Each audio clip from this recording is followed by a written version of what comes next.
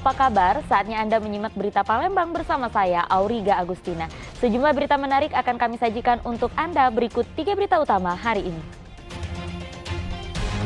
Stok BBM bersubsidi di Kabupaten Pali langka. Warga antri berjam-jam demi mendapatkan BBM bersubsidi. Gagal menikah menjadi sorotan publik, keluarga calon mempelai wanita menghilang dari rumahnya.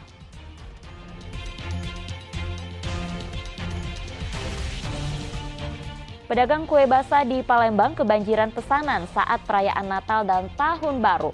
Omset meningkat berkali-kali lipat.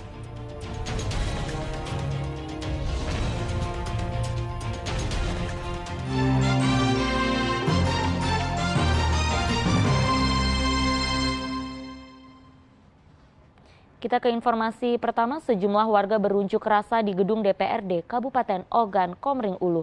Dalam unjuk rasa ini massa memprotes kebijakan DPRD Ogan Komering Ulu yang telah mengesahkan kenaikan insentif ketua rukun tetangga RT di Kota Batu Raja. Sebab kenaikan ini dinilai tidak adil karena tidak dilakukan secara merata.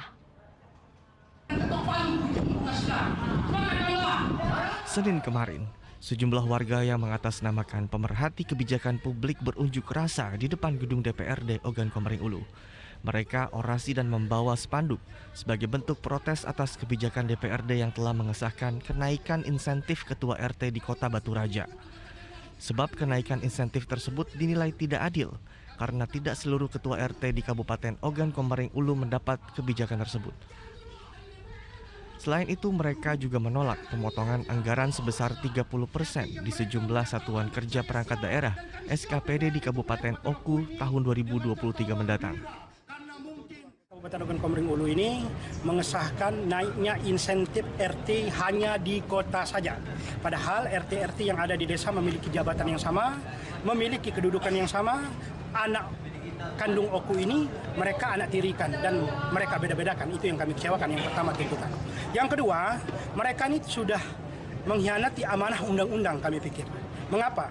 Mereka memotong anggaran 30% di dinas-dinas Kabupaten Ogan Komering Ulu. Padahal amanat undang-undang konstitusi kita bahwa anggaran kebutuhan dasar manusia itu harus dilindungi. Apa itu? Yang pertama, pendidikan.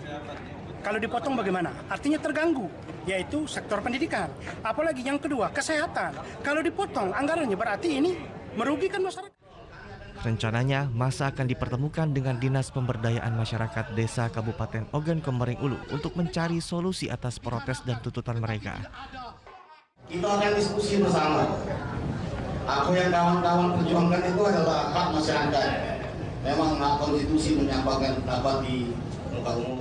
Kami minta perwakilan dari Korlap, perwakilan dari RT, 10 orang masuk ke dalam. Kita ngobrol, kami akan panggilkan unsur pimpinan di DPR itu. Sebelumnya, pemotongan anggaran sebesar 30% dilakukan pemerintah Kabupaten Oku karena kondisi APBD Kabupaten Ogan Komering Ulu beberapa tahun terakhir ini mengalami defisit. Dedi Irwansyah melaporkan dari Kabupaten Ogan Komering Ulu.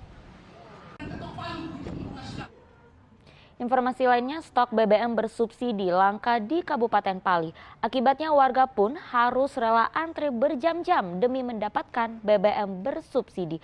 Kondisi ini sudah dirasakan warga sejak 2 bulan terakhir.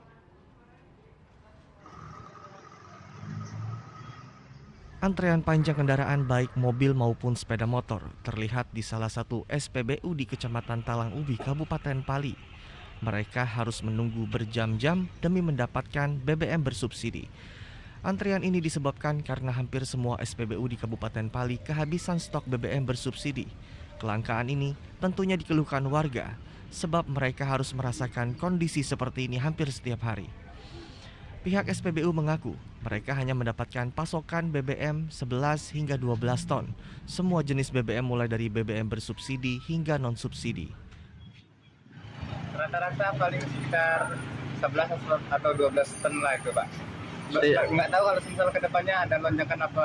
Setiap jenis BBM ya? Iya, Pak. Namun pernyataan pihak Pertamina berbeda dengan apa yang kita lihat.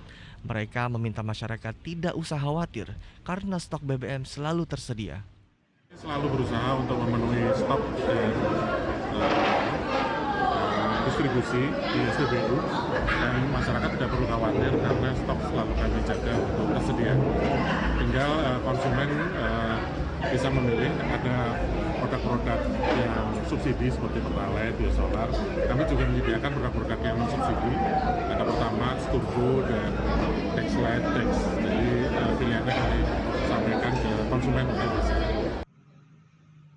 Sejak 2 bulan terakhir, warga Kabupaten Pali merasakan sulitnya mendapatkan BBM bersubsidi. Saat ini warga hanya bisa berharap pemerintah dan Pertamina dapat mengatasi permasalahan ini.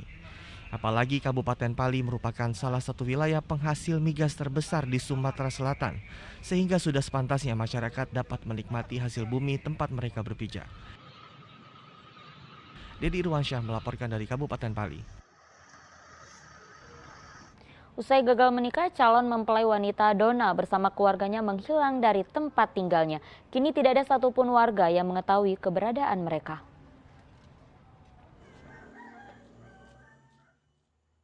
Gagal nikah yang ramai diberitakan dan sempat menjadi sorotan publik di media sosial membuat Maradona alias Dona yang merupakan calon mempelai wanita bersama keluarganya memilih meninggalkan rumah mereka di Dusun 1 Desa Belambangan, Kecamatan Pengandonan, Ogan Komering Ulu.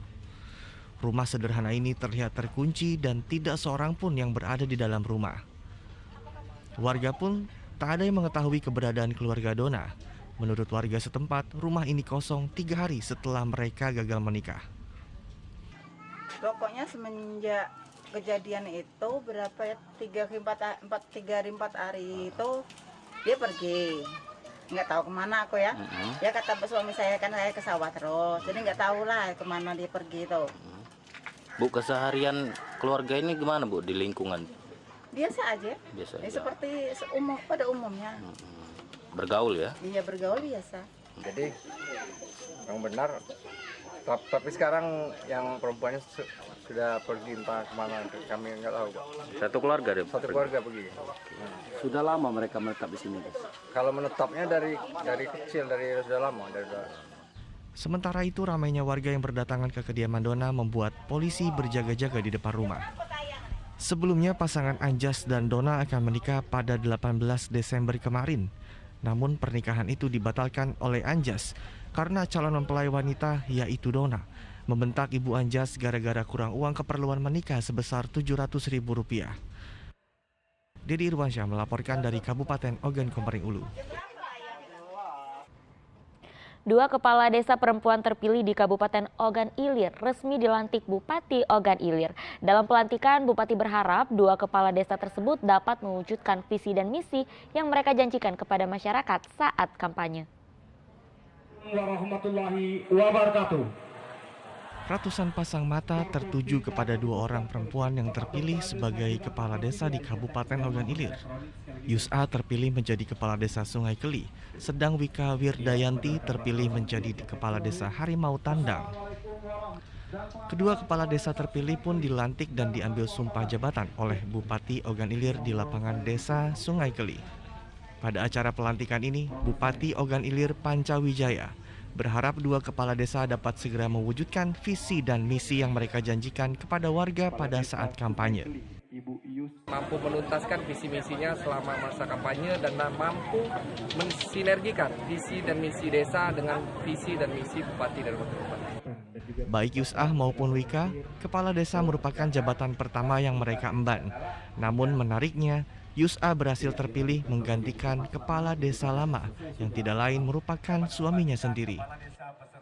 Visi-misi saya seperti bekalan gratis, NA gratis, bisa saya laksanakan. Satu rumah satu WC? Satu rumah satu WC.